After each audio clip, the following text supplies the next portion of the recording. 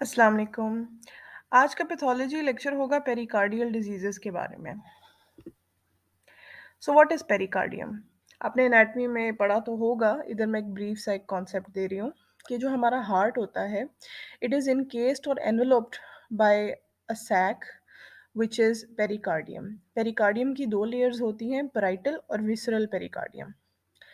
Parietal pericardium बाहर की तरफ होता है और विसरल पेरिकार्डियम हार्ट के साथ एडहेरेंट होता है। इन दोनों लेयर्स के दरमियान एक पोटेंशियल स्पेस होती है और पेरिकार्डियल फ्लूइड उसमें आमतौर पे अब तकरीबन 30 ml के अराउंड वहाँ पे मौजूद होता है। नॉर्मल पेरिकार्डियल फ्लूइड जो होता है वो क्लियर होता है और स्ट्रॉ कलर्ड होता है और उसका मकसद ये होता है कि वो हार्ट की क्योंकि इतनी ज़्यादा मूवमेंट हो रही होती है तो एज अ लूब्रिकेंट उसकी फ्रिक्शन रिड्यूस करने में काम देता है। विसरल लेयर जो होती है उसको एपिकार्डियम भी कहते हैं। So here you can see कि एक थोड़ा-सा आपको कॉन्सेप्ट मिल जाएगा कि आप देख रहे हैं कि हार्ट की जो लेयर्स हैं, उसमें एंडोकार्डियम है, फिर मस्कुलर लेयर है, मायोकार्डियम है और बाहर की तरफ आपका एपिकार्डियम है, जो कि विसरल लेयर है ऑफ द सीरस पेरिकार्डियम। बीच में पेरिकार्डियल कैविटी है और बाहर जो है वो पैराइटल लेयर है सीरस पेरिकार्डियम की और उसके दरमियान फ्लूइड है। इस वीडियो में मैं ऑब्वियसली बहुत एक्सट्रीम डिटेल में तो नहीं जाऊँगी, for detail of management and treatment and diagnosis उसमें आप मेरी मेडिसिन का जो प्लेलिस्ट है उसमें आप इन टॉपिक्स को ढूँढ सकते हैं। इधर एक बेसिक एमबीबीएस लेवल में एग्ज़ाम पॉइंट ऑफ व्यू से जो चीज़ें इंपॉर्टेंट हैं वो कवर की जा रही हैं। सो पेरिकार्डियम के मुतालिक 3 इंपॉर्टेंट चीज़ें हम बात करेंगे उसके बारे में, that is pericarditis, acute and chronic, cardiac tamponade and pericardial effusion. So this is a flow chart, आपको मेमोराइजेशन में हेल्प करेगी। पेरिकार्डाइटिस की एक्यूट और क्रॉनिक फॉर्म्स होती हैं। एक्यूट में further serous, fibrinous, serofibrinous, purulent, haemorrhagic और केशियस पेरिकार्डाइटिस होता है और क्रॉनिक पेरिकार्डाइटिस में soldiers plaques, adhesive pericarditis, adhesive mediastino pericarditis and constrictive type of pericarditis होता है। Let's talk about acute pericarditis. सो इसके नाम से ही आपको अंडरस्टैंड होता होगा कि पेरिकार्डाइटिस का मतलब है कि पेरिकार्डियम की इन्फ्लेमेशन हो रही है। ये 5 तरीके से प्रेज़ेंट कर सकती है, serous, fibrinous, purulent, haemorrhagic and caseous. Concept पहले एक अंडरस्टैंड कर लें, आई होप आपको इन्फ्लेमेशन का एक बेसिक कॉन्सेप्ट है। आपको पता है कि जब भी इन्फ्लेमेशन होती है, तो इन्फ्लेमेटरी केमिकल मीडिएटर्स रिलीज़ होते हैं और वो बहुत सारे एक्शंस करते हैं, जिनमें से एक जो होता है आपके एंडोथेलियम की परमिएबिलिटी बढ़ जाती है। एंडोथेलियम की परमिएबिलिटी बढ़ाने का मकसद ये होता है कि ब्लड में से ऐसे कंपोनेंट्स एक्स्ट्रावेजेट कर जाएँ at the site of inflammation, जो कि हमारी हेल्प करेंगी, ठीक है? सीरस पेरिकार्डाइटिस तब होता है जब पेरिकार्डियम में बहुत ही माइल्ड दर्जे की इन्फ्लेमेशन हो। वो माइल्ड दर्जे की जो इन्फ्लेमेशन है, वो बहुत ही माइल्ड केमिकल मीडिएटर्स एलिवेट कराएँगी और बहुत ही थोड़ी-सी एंडोथेलियल गैप्स जो है ना, वो बढ़ेंगे और परमिएबिलिटी बढ़ेगी और क्योंकि वो इतने बड़े गैप्स नहीं होंगे, तो सिर्फ़ फ्लूइड लीक होगा और बहुत छोटे-छोटे प्रोटीन्स लीक होंगे।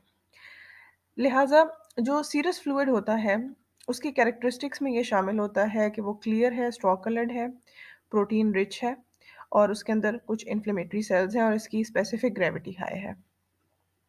What are the common reasons of serous pericarditis? Maybe there is infectious cause, उसमें वायरल सबसे कॉमन है। वायरल में भी जो कॉक्साकी बी वायरस है वो ज़्यादा कॉमन है। नॉन इन्फेक्शियस कॉजेज़ में there are different reasons. Immunological reasons हो सकते हैं, एसएलई, रूमेटॉइड आर्थराइटिस, यूरेमिया जो कि बहुत ज़्यादा जो रीनल फेलियर प्रोग्रेस कर जाता है, एज़ोटीमिया से आगे यूरेमिया होता है, तो उस केस में हो सकता है स्क्लेरोडर्मा, ट्यूमर्स और infections that are elsewhere. Different reasons हैं। कॉमन थीम बेसिकली ये है कि इन्फ्लेमेशन है और वो माइल्ड है। सीरस पेरिकार्डाइटिस इतना डैमेजिंग नहीं होता, ज़्यादातर वो खुद ही रिज़ॉल्व हो जाता है अगर हम उसकी ट्रीटमेंट करते रहें अकॉर्डिंग टू कॉज़ और इसकी लॉन्ग टर्म आउटलुक अच्छी है।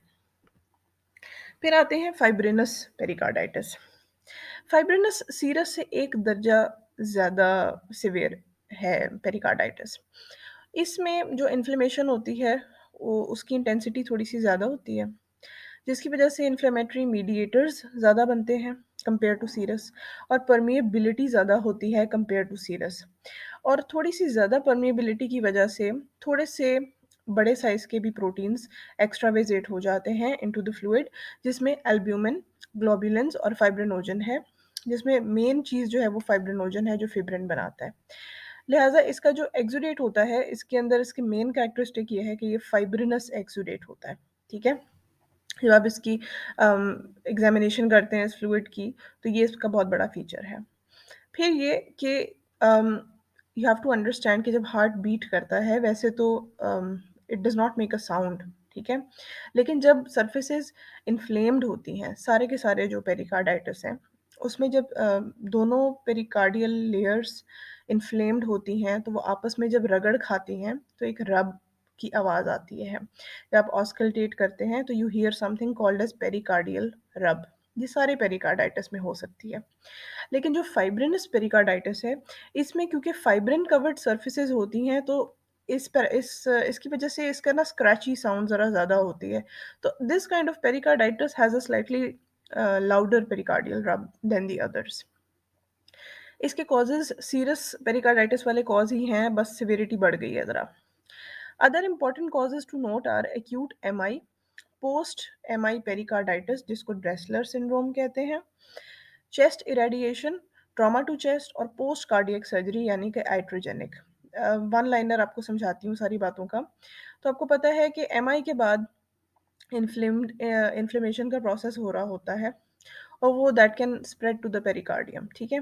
Post MI pericarditis Dressler syndrome मैं नेक्स्ट स्लाइड में डिटेल में डिस्कस करती हूँ। चेस्ट इरेडिएशन ये होता है जब भी रेडिएशन थेरेपी हो चेस्ट की, किसी भी वजह से कोई कैंसर है, उसके ट्रीटमेंट में रेडिएशन हो रही है, तो वो जो रेडिएशन है वो पेरिकार्डियम को समटाइम्स डैमेज कर जाती है और इन्फ्लेमेशन हो जाती है। चेस्ट ट्रॉमा ऑब्वियसली अंडरस्टैंड आप कर सकते हैं कि ट्रॉमा हुआ है, पेरिकार्डियम डैमेज हुआ है और उससे इन्फ्लेमेशन हुई है। फिर पोस्ट कार्डियक सर्जरी, ज़ाहिर है जब कार्डियक सर्जरी होती है, तो पेरिकार्डियम को खोल के हार्ट की एक्सेस होती है ना, तो उसमें भी एक आइट्रोजेनिक इंजरी हो सकती है। ओके, इसकी मॉर्फोलॉजी के बारे में कुछ बात कर लेते हैं। इसको कहते हैं bread and butter pericarditis. Bread and butter का मतलब बेसिकली ये है कि ये थिक सा और स्टिकी सा एक्सुडेट होता है और दोनों लेयर्स आपस में चिपकी होती हैं और स्लाइटली येलोइश एक्सुडेट होता है ये, ठीक है? पिक्चर में भी आप देख सकते हैं। इसका प्रोग्नोसिस सीरस पेरिकार्डाइटिस की निस्बत थोड़ा-सा बुरा है, लेकिन ये भी ज़्यादातर केसेज़ में रिज़ॉल्व हो जाता है, अगर हम कॉज़ को ट्रीट करें। इसमें जो फाइब्रिन है, हमारे ब्लड में जो प्लाज़्मिन है, वो इसको डिग्रेड करके रिज़ॉल्व कर देता है। अगर ये रिज़ॉल्व ना हो, फॉर व्हाटएवर रीज़न, तो क्या होता है कि ये अट्रैक्ट करता है फाइब्रोब्लास्ट्स को, ठीक है? फाइब्रोब्लास्ट्स जब यहाँ पे आते हैं, they start laying down collagen और जब वो सारा कोलेजनाइज़ेशन हो जाती है, इसको कहते हैं कि ये जगह ऑर्गेनाइज़ हो चुकी है, ठीक है? तो फाइब्रिनस पेरिकार्डाइटिस जो है या तो रिज़ॉल्व हो जाएगा और या उसकी ऑर्गेनाइज़ेशन हो जाएगी। ओके, ड्रेसलर सिंड्रोम क्या चीज़ है?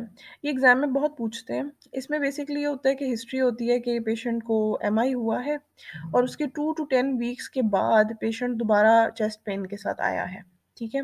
उसके साथ लो ग्रेड फीवर भी हो सकता है। तो दिस इज़ ड्रेसलर सिंड्रोम। कहा ये जाता है कि जब जो इवेंट हुआ था, एमआई हुआ था, उसमें जो मायोकार्डियल कनेक्टिव टिश्यू के एंटीजेन्स होते हैं, वो हमारी सर्कुलेशन में रिलीज़ हो जाते हैं। जब वो रिलीज़ होते हैं तो हमारी बॉडी उसके खिलाफ एक इम्यून रिस्पॉन्स बनाती है क्योंकि ये एंटीजेंस नॉर्मली ब्लड में नहीं पाए जाते। इसकी वजह से एक इम्यून रिस्पॉन्स ऑर्केस्ट्रेट होता है जिसमें पेरिकार्डियम भी डैमेज होता है। This is Dressler syndrome. इसका ट्रीटमेंट यूजुअली एनसेड्स होता है और सपोर्टिव ट्रीटमेंट होता है।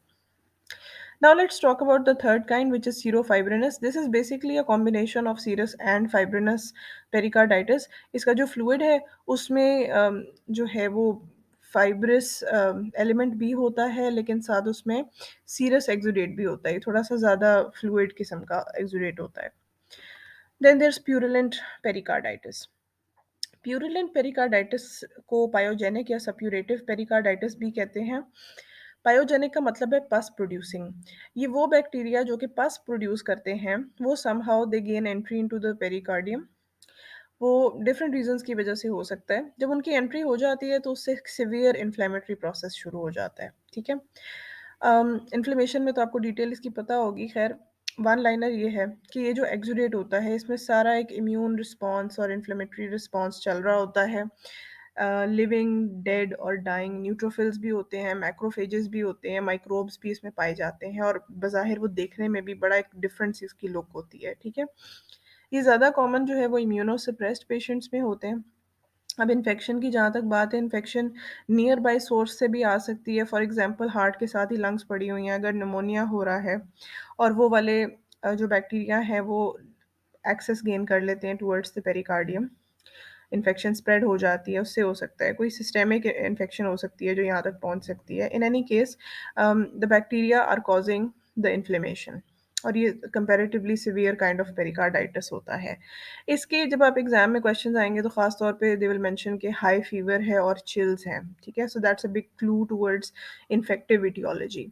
इसका प्रोग्नोसिस में ये है कि अगर इसको ट्रीट कर लें तो ये रिज़ॉल्व हो जाता है।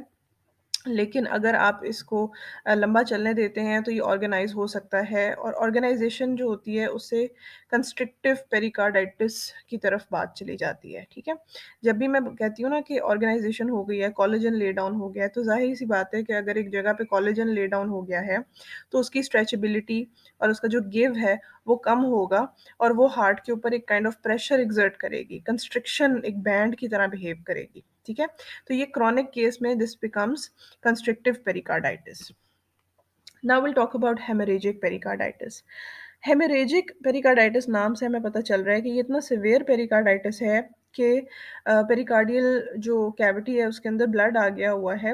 इन्फ्लेमेशन प्रोसेस इतना ज़्यादा हो चुका है कि ब्लड वेसल्स भी उसमें इन्वॉल्व हो चुकी हैं और रप्चर हो चुकी हैं और पेरिकार्डियल सैक के अंदर ब्लीडिंग हो रही है। ठीक है? इसका बहुत ज़्यादा हाई रिस्क है ऑफ टर्निंग इनटू कंस्ट्रिक्टिव पेरिकार्डाइटिस और इसकी कॉमन कॉजेज़ में मैलिग्नेंसीज़ हैं। अदर पेरिकार्डाइटिसेज़ अगर वो बहुत ज़्यादा सिवियर और प्रोलॉन्ग हो जाए तो they can convert to this one. ख़ास तौर से जो सप्यूरेटिव और फाइब्रिनस पेरिकार्डाइटिस है with a coexisting bleeding diathesis. अगर पेशेंट को वैसे ही कोई ब्लीडिंग डायथिसिस है, ब्लीडिंग टेंडेंसी है और साथ उसको सप्यूरेटिव या फाइब्रिनस पेरिकार्डाइटिस हो गया है, तो that can convert into this. फिर जैसे कि मैंने कहा कार्डियक सर्जरी में भी मैनिपुलेशन होती है, तो ब्लड वेसल्स डैमेज हो सकती हैं और पेरिकार्डियल कैविटी के अंदर ब्लीडिंग हो सकती है। Trauma is also another cause of hemorrhagic pericarditis. Then there caseous pericarditis. Typically ये टीबी इन्फेक्शन में देखा जाता है, लेकिन कुछ फंगल इन्फेक्शंस में भी ये हो सकता है। इसका एक्सुडेट चीज़ी मटेरियल की तरह लगता है और इसका बहुत ज़्यादा हाई रिस्क होता है to get organised and calcified and eventually convert to constrictive pericarditis. अच्छा, जनरल कुछ मैं आपको गाइडलाइंस दे रही हूँ कि पेरिकार्डाइटिस की पेन कैसी होती है। पेरिकार्डाइटिस की पेन चेस्ट पेन होती है, यूजुअली सेंट्रल चेस्ट पेन होती है, लोकलाइज्ड होती है, शार्प पेन होती है, स्टैबिंग पेन होती है, ठीक है? और ये क्लासिकली रेडिएट नहीं करती कहीं पे भी और जब पेशेंट आगे की तरफ लीन होता है, फॉरवर्ड बेंड करता है, तो उसकी पेन बेहतर हो जाती है और अगर पेशेंट फ्लैट ले डाउन करे या बहुत ज़्यादा डीपली ब्रीथ करे, तब भी ये पेन वर्स होती है। एंटी एंजाइनल ड्रग से ये रिलीव नहीं होता। ऑस्कल्टेशन के ऊपर you might find a pericardial रब। जैसे कि मैंने कहा कि इन्फ्लेम्ड सर्फेसेस की आपस में रबिंग से एक स्क्रैची साउंड प्रोड्यूस होती है, उसको पेरिकार्डियल रब कहते हैं। ईसीजी चेंजेस की अगर हम बात करें तो इसमें एसटी एलिवेशन होती है। अब आप कहेंगे कि एसटी एलिवेशन तो एमआई में भी होती है।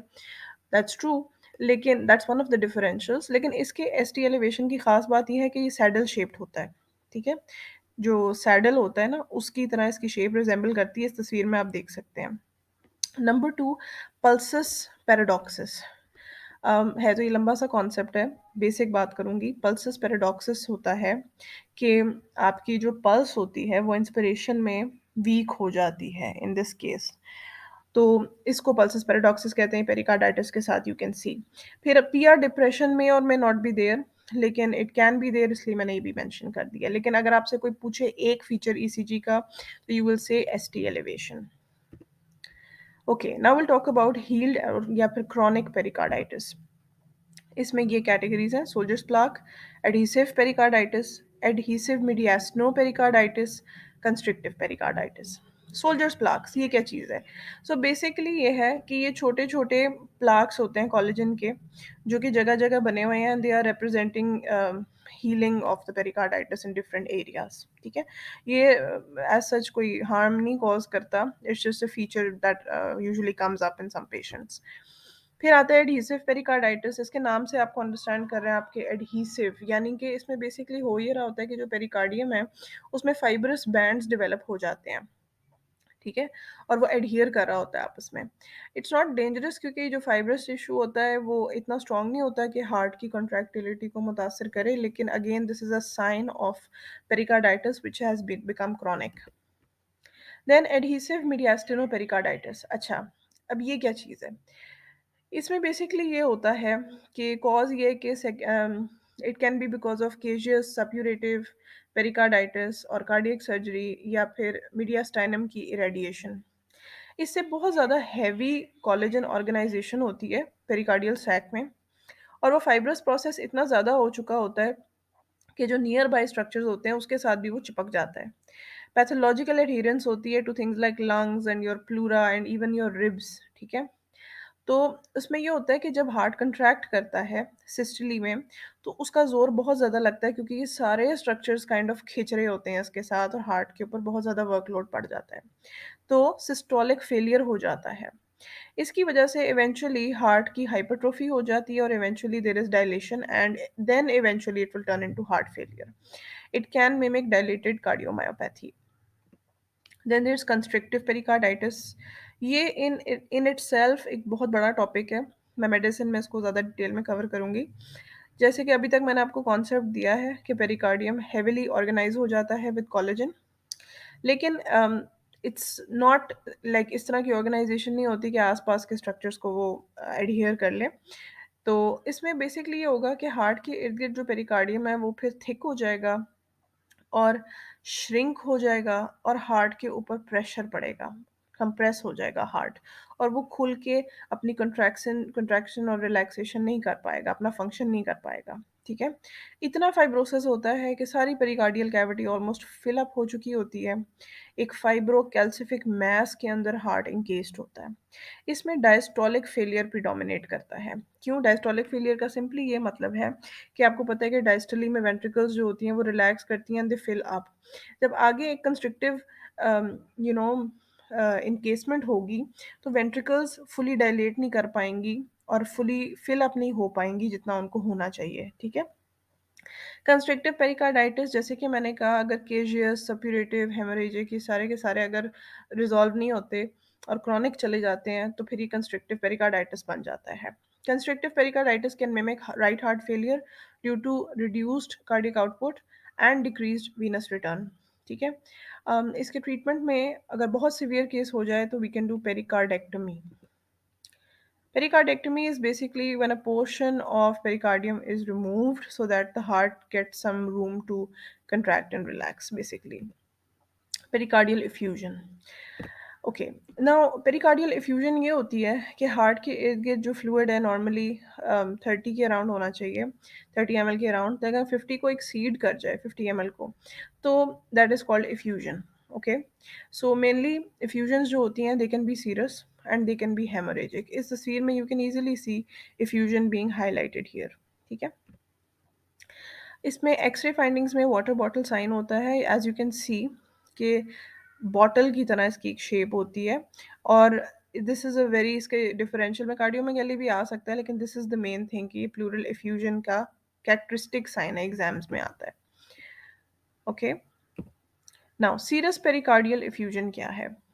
सो इसका बेसिकली सीरस पेरिकार्डाइटिस से ही मिलता जुलता ये है कि वो फ्लूइड इतना ज़्यादा हो गया है कि फ्यूजन हो गई है, और कॉमनली ये हार्ट फेलियर के पेशेंट्स में नज़र आता है, और साथ साथ फाइंडिंग्स एसाइटीज़ या प्लूरल इफ्यूजन की भी फाइंडिंग्स साथ साथ हो सकती हैं।